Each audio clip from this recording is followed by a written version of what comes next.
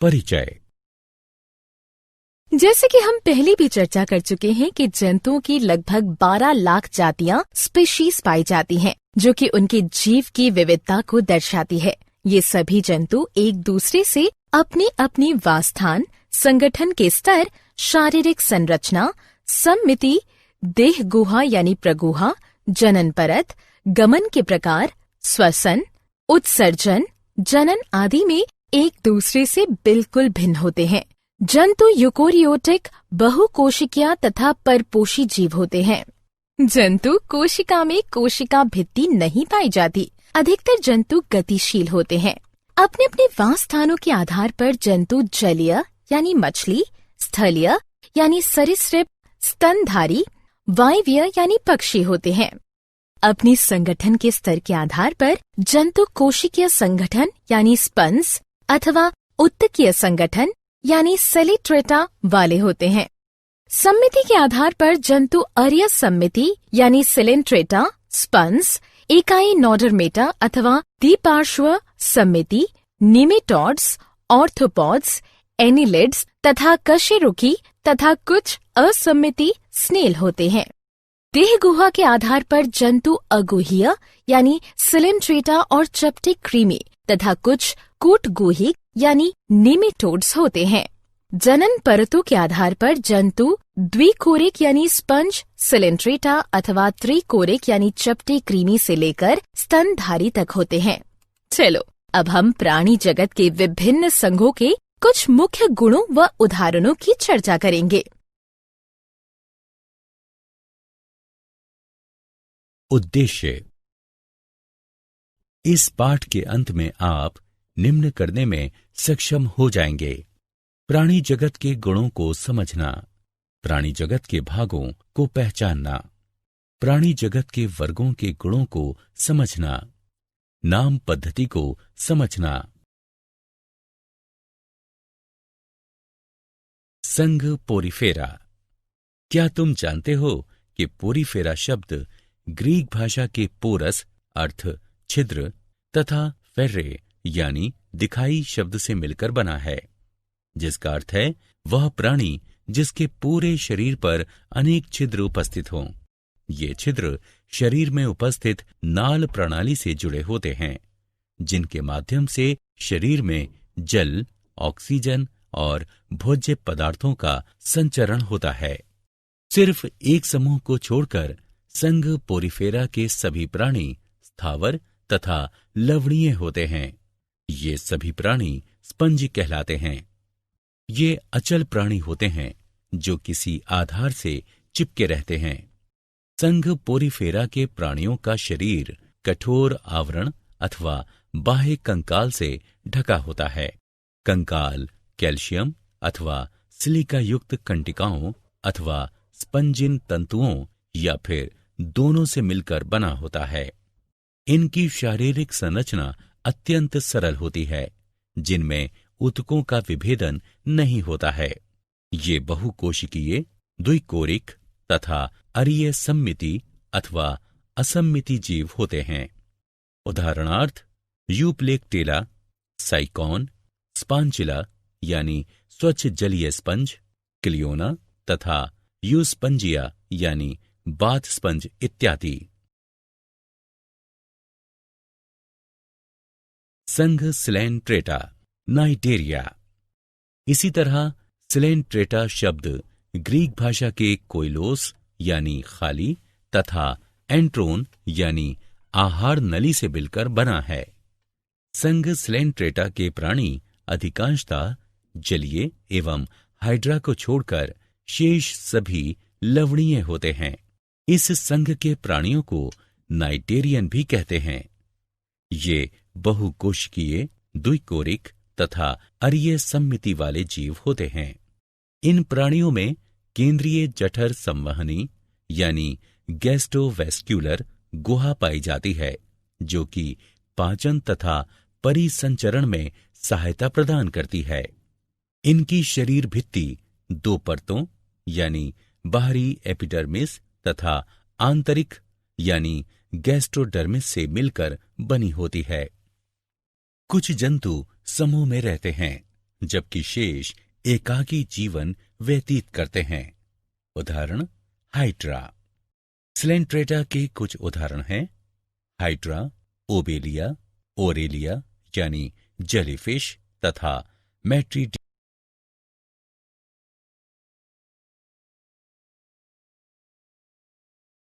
संघ प्लेटी हेलमंथीस यानी चपटे कृमि।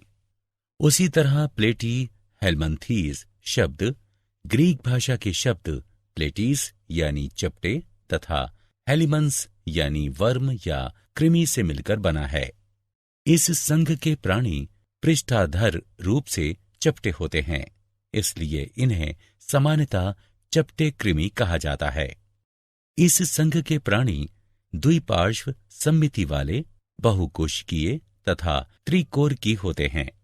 इन प्राणियों में देहगुहा यानी प्रगुहा नहीं पाई जाती है। इन प्राणियों में पाचन गुहा एक अकेले मुख के रूप में उपस्थित होती है। ये अधिकतर परजीवी होते हैं तथा कुछ मुक्त तैरने वाले होते हैं, जैसे कि प्लेनेरिया। प्लेटी हेलमंथीस के उदाहरण हैं प्लेनेरिया, पर्णकृमि यानी फेसियोला, सिस्टोसोमा तथा फीता कृमि यानी टीनिया।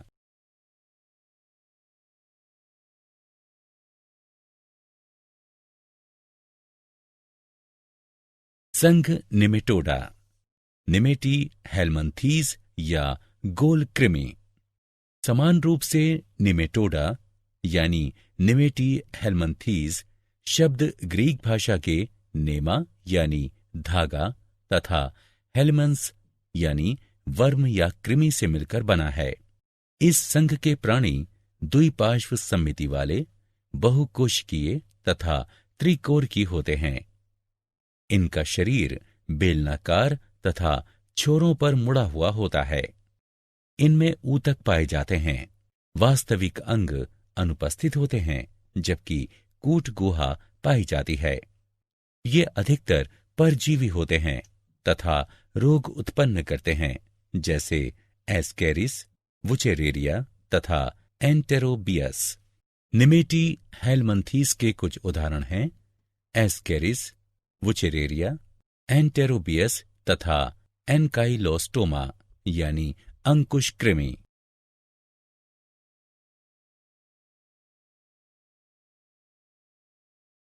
संघ एनेलिडा।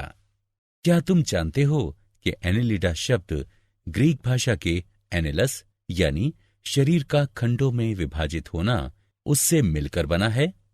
इस संघ के प्राणी द्विपार्श्व सममिति वाले, बहुकोशिकीय तथा त्रिकोरकी होते हैं।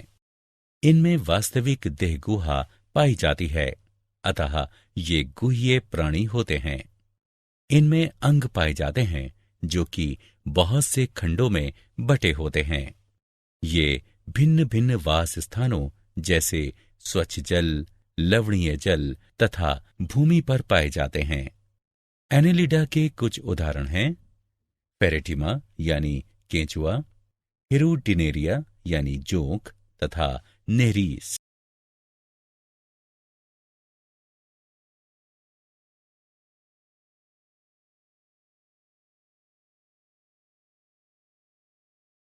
संघ आर्थ्रोपोडा।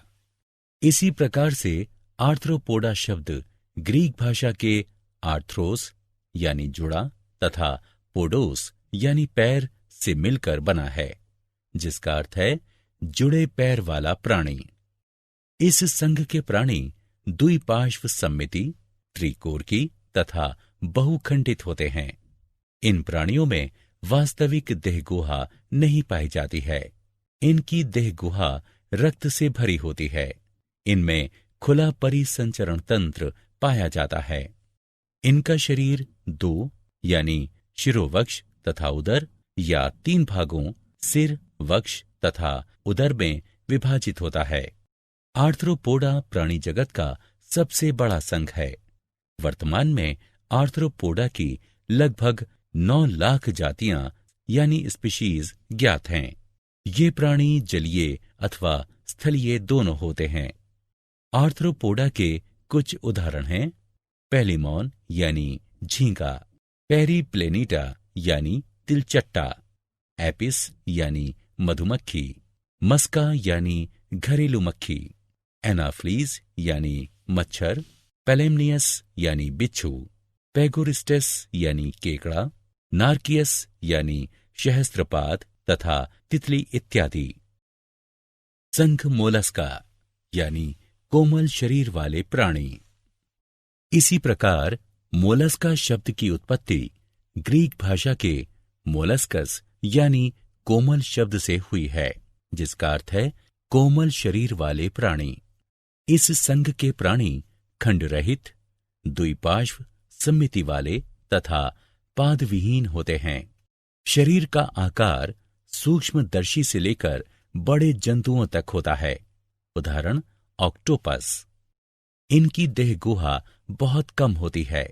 इनमें खुला संवहनी तंत्र तथा उत्सर्जन के लिए गुर्दे जैसी संरचना पाई जाती है। इनका शरीर 3 भागों में बटा होता है, सिर, पेशीय पाद तथा अंतरंग ककुत पाद गमन में सहायक हैं। मोलस्का के पूरे शरीर के चारों ओर एक कड़ा खोल या कवच होता है तथा एक लिफाफे नुमा आवरण होता है, जिसे मेंटल या प्रवार कहते हैं। मोलस्का के कुछ उदाहरण हैं काइटोन, ऑक्टोपस, पाइला यानी घोंघा, यूनियो तथा सीपिया यानी कटल फिश।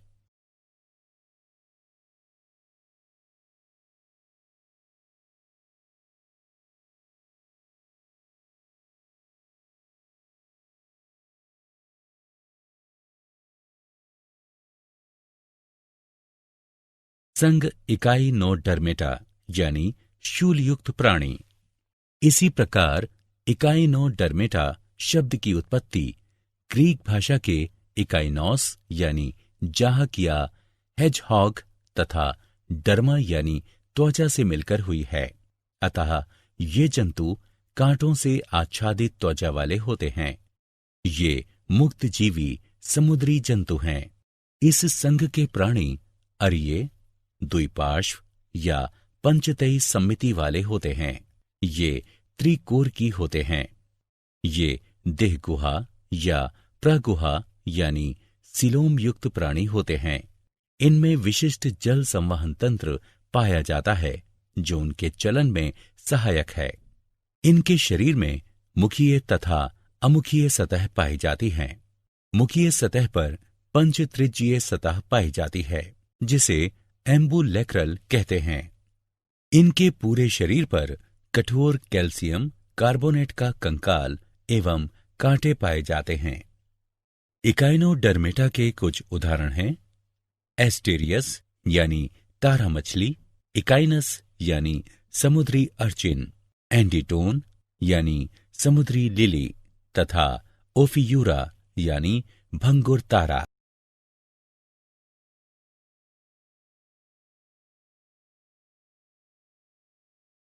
संघ प्रोटोकोडेटा। क्या तुम जानते हो कि प्रोटाकोडेटा शब्द की उत्पत्ति ग्रीक भाषा के प्रोटो यानी आद्य तथा कोडा यानी छड़ से मिलकर हुई है। इस संघ के प्राणी द्विपार्श्व सम्मिति त्रिकोर की होते हैं तथा इनमें प्रगुहा यानी सिलोम पाई जाती है। पृष्ठरज्जु छड़ की तरह एक लंबी संरचना है, जो जंतुओं के पृष्ठभाग पर पाई जाती है। यह तंत्रिका ऊतक को आहार नाल से अलग करती है। यह पृष्ठरज्जु प्रोटोकोडेट जंतुओं के जीवन की सभी अवस्थाओं में उपस्थित नहीं रह सकता है। नोटोकोड यानी पृष्ठरज्जु पेशियों से जुड़ने का स्थान भी प्रदान करती है, जिससे चलने में आसानी होती है। ये समुद्री जंतु हैं। प्रोटोकोडेटा के कुछ उदाहरण हैं बेलेनोग्लोसस,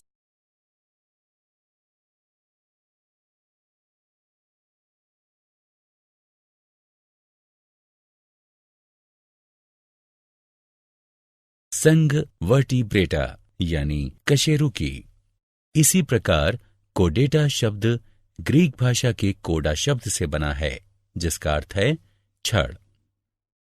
इस संघ के प्राणी द्विपार्श्व सम्मिति त्रिकोर की देह गुहा वाले प्राणी हैं।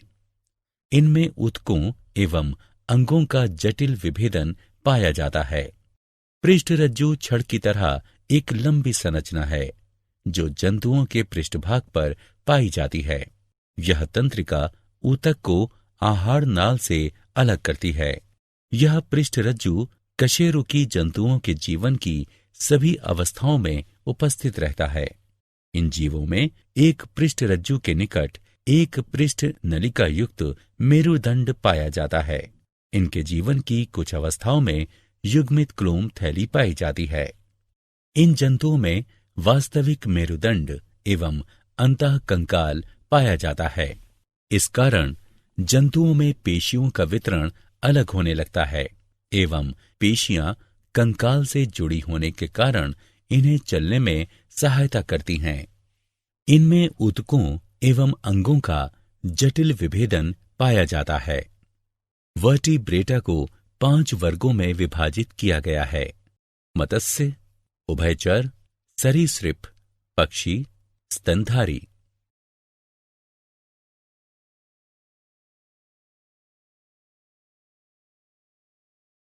वर्ग मत्स्य। पिसीज शब्द की उत्पत्ति इंडो यूरोपियन मूल के पेइस्क शब्द से हुई है। इसका अर्थ है मछली। ये समुद्र और मीठे जल दोनों में ही पाए जाते हैं। ये क्लोमों द्वारा जल में घुलित ऑक्सीजन को ग्रहण करते हैं। मत्स्य वर्ग के प्राणियों का शरीर धारा रेखीय होता है तथा ये अपने पंख यानी फिन्स एवं मांसल पूंछ का प्रयोग तैरने के लिए करते हैं। इनमें उपास्थि अथवा अस्थि कंकाल पाया जाता है। इनकी त्वचा शल्क अथवा प्लेटों से ढकी होती है। ये असमतापी जंतु होते हैं, अर्थात इनके शरीर का ताप वातावरण के ताप के अनुसार बदलता रहता है तथा इनका हृदय द्विकक्षीय होता है। इनकी आंखें पलक विहीन होती हैं। इनमें नासिका पाए जाते हैं। ये अंडे देती हैं। मत्स्य के कुछ उदाहरण हैं: स्कोलियोटोन यानी कुत्ता मछली, सिनक्रोपस यानी मैंडारिन मछली, टेरोइस यानी शेर मछली, विद्युत रे, स्टिंगरे इत्यादि।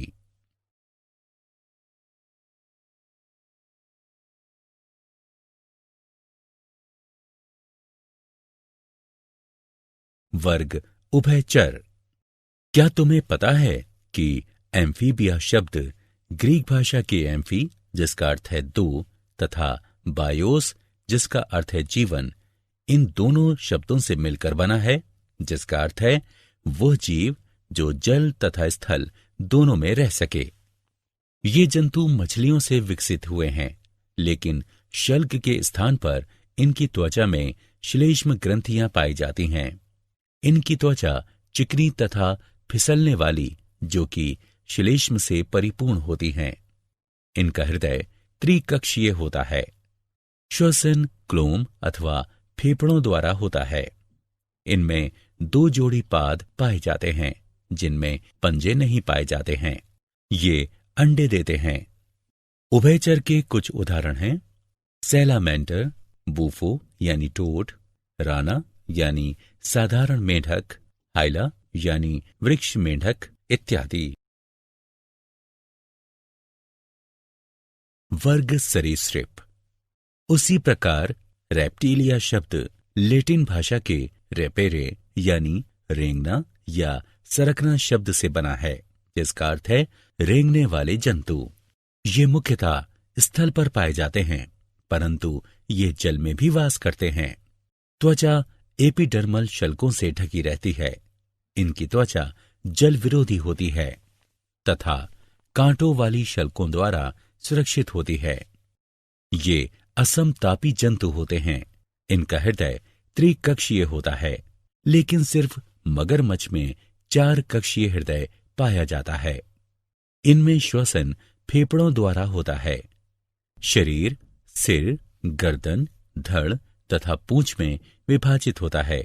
इनमें 5 अंगुलियों युक्त पाद तथा पंजे युक्त अंगुलियां पाई जाती हैं। इनके अंडे कठोर कवच से ढके होते हैं। इसी कारण इन्हें जल में अंडे देने की आवश्यकता नहीं पड़ती है। उभयचर वर्ग के कुछ उदाहरण हैं टर्टल, कैमेलियन, नाजा यानी किंग कोबरा, ड्रैको यानी ओडन छिपकली, हेमीडेक्टाइलस यानी घरेलू छिपकली इत्यादि।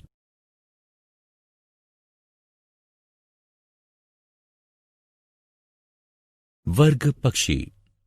क्या तुम्हें पता है कि एवीज शब्द लैटिन भाषा के एविस शब्द से बना है, जिसका अर्थ है पक्षी। इनका शरीर तरकु या नाव की आकृति का होता है, जो कि सिर, गर्दन, धड़ तथा पूंछ में विभक्त होता है। इनका शरीर परों से ढका होता है। ये समतापी प्राणी हैं।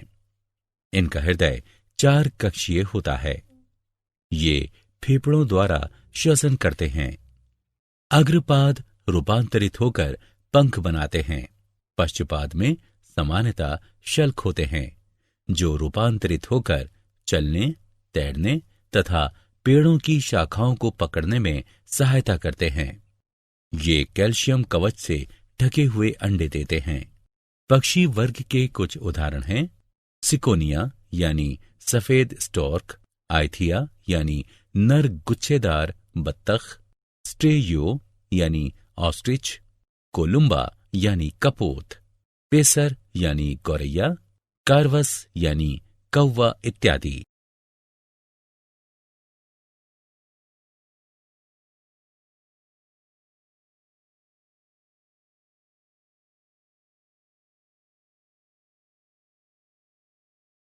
वर्ग स्तनधारी।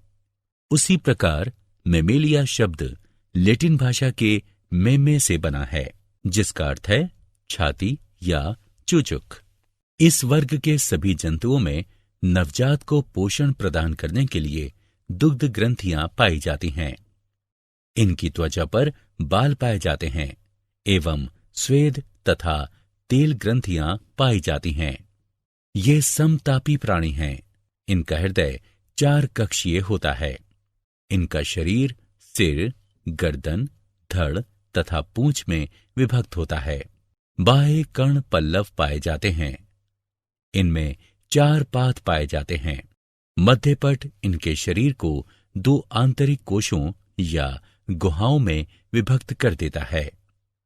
श्वसन की क्रिया फेफड़ों द्वारा होती है। इस वर्ग के जंतु शिशुओं को जन्म देने वाले होते हैं। हालांकि कुछ जंतु अपवाद स्वरूप अंडे भी देते हैं, जैसे कि इकिडना तथा प्लेटिपस। इस वर्ग के कुछ उदाहरण हैं बिल्ली, चूहा, चमगादड़, बंदर, चिंपांजी, गोरिल्ला तथा मनुष्य।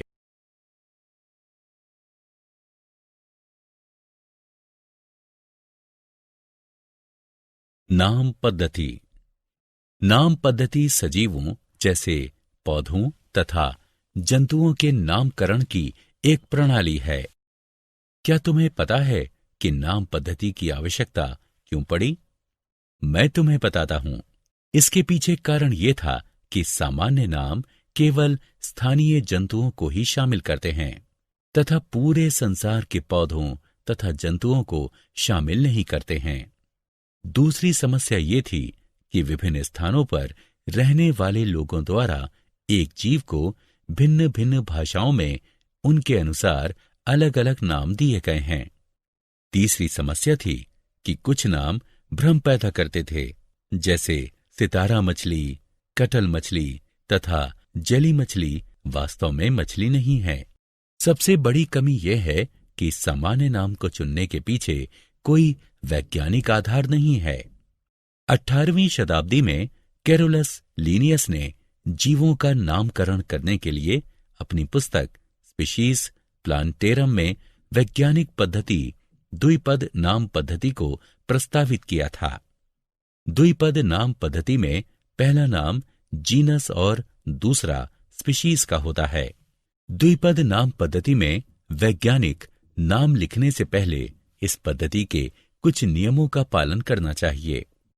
प्रत्येक वैज्ञानिक नाम में 2 शब्द अवश्य होने चाहिए, जीनस तथा स्पीशीज नाम। जीनस का नाम अंग्रेजी के बड़े अक्षर से शुरू होना चाहिए। स्पीशीज का नाम अंग्रेजी के छोटे अक्षर से शुरू होना चाहिए। वैज्ञानिक नाम केवल ग्रीक या लैटिन शब्द से ही उत्पन्न होने चाहिए। छपे हुए रूप में वैज्ञानिक नाम इटैलिक में लिखे होने चाहिए। अगर ये नाम हाथ से लिखे हों तो ये रेखांकित होने चाहिए।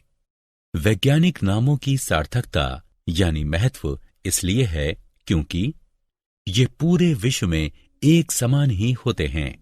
ये विकासात्मक संबंधों को दर्शाते हैं। ये एक जीव के कई नामों की समस्या का हल करते हैं।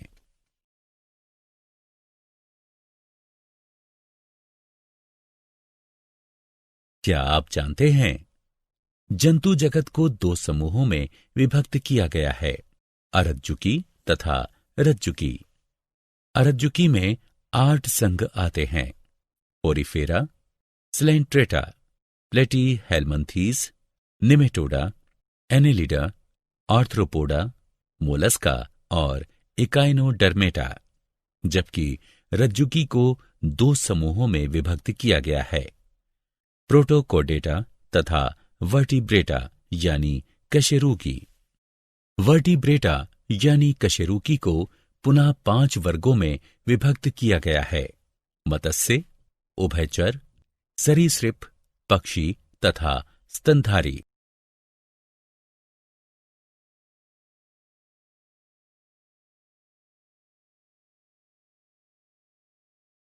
सारांश। आइए हमने जो कुछ सीखा है उसे संक्षेप में दोहराएं। जंतु बहुकोशिकीय यूकेरियोट होते हैं।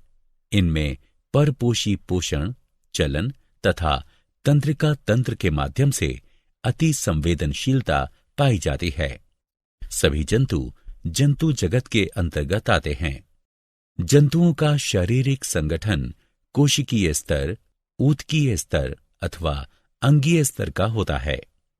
जंतुओं का शरीर असममिति, अरीय सममिति अथवा द्विकोरक सममिति वाला हो सकता है। अपनी प्रारंभिक विकास की अवस्थाओं वाली भ्रूणीय परतों की संख्या के आधार पर जंतु द्विकोरिक अथवा त्रिकोरिक हो सकते हैं। जंतु अप्रागुही यानी सीलोम के बिना कूट प्रागुही यानी मिथ्या सीलोम तथा प्रागुही हो सकते हैं। जंतुओं को 10 संघों यानी फाइलम में बांटा गया है, Porifera, Coelenterata, Platyhelminthes, Nematoda, Annelida, Arthropoda, Mollusca, Echinodermata, Protochordata और कार्डेटा।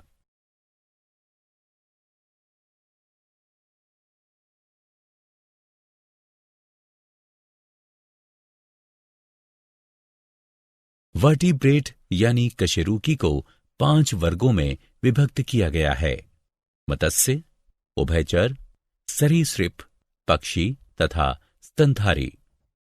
द्विपद नाम पद्धति जीवों में विविधता की पहचान के लिए एक सतत मार्ग बनाता है। द्विपद नाम पद्धति में पहला नाम जीनस और दूसरा स्पीशीज का होता है।